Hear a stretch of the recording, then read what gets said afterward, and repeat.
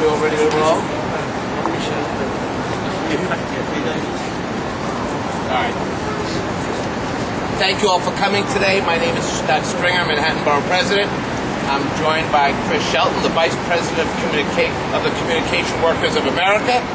And we're also here with Vinny Alvarez, President of the New York City Central Labor Council, as well as three extraordinary members of the City Council, Jessica Lappin, Idanis Rodriguez, Jamani Williams, and we're also joined by Patrick Sullivan, who's my rep to the PEP, as well as Councilmember Brown.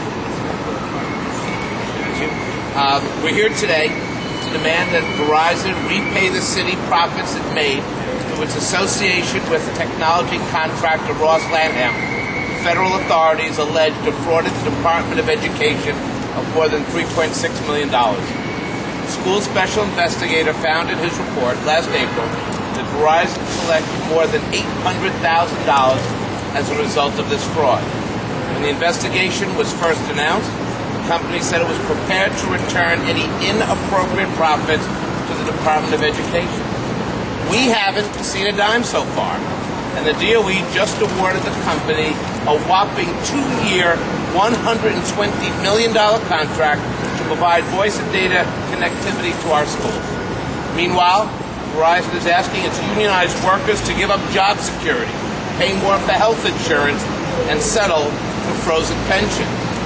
Now, what kind of message are we sending if we as a city reward a company that profits on the backs of its middle-class workers and our school children?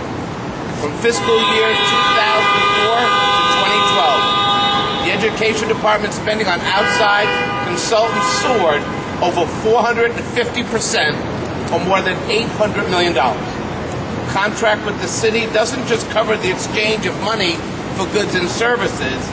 It is a promise to the public that their tax dollars will be used in the fairest, most honest, and most transparent manner possible. At a time when our schools are scrambling for every penny, any company that does business with the city on the scale of Verizon should be a model corporate citizen.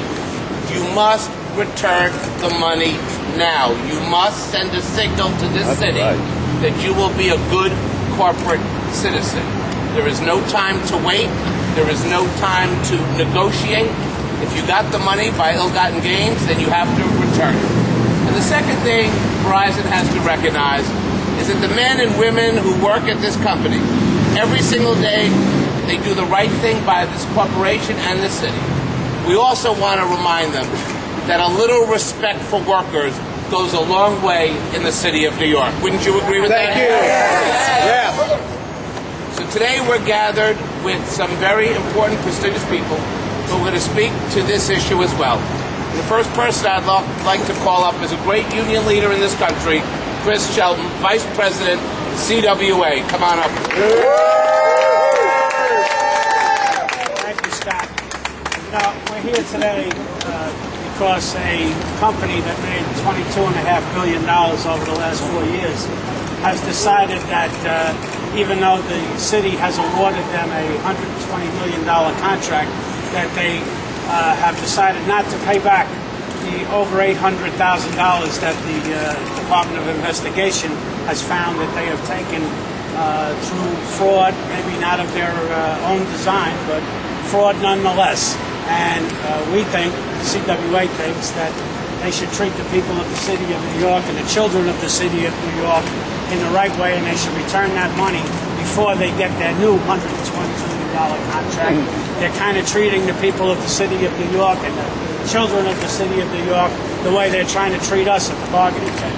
That's right. They're crying that they don't make enough money. Well, $22.5 billion would it be?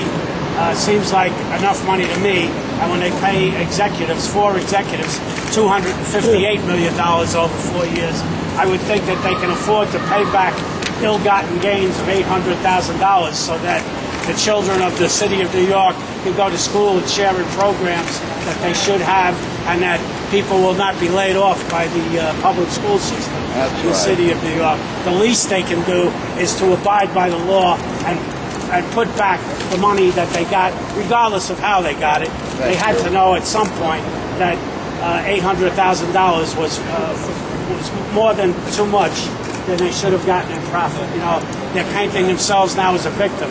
Well, anybody who got 800 grand, it's pretty hard to me to paint themselves as a victim, but I don't know. So we're here today to support not only the people of the city of New York, but more importantly, the children of the people of the city of New York, to make sure that Verizon pays back the money that they took, regardless if they knew about the fraud or not. Thank you very much. Thank you. Thank you.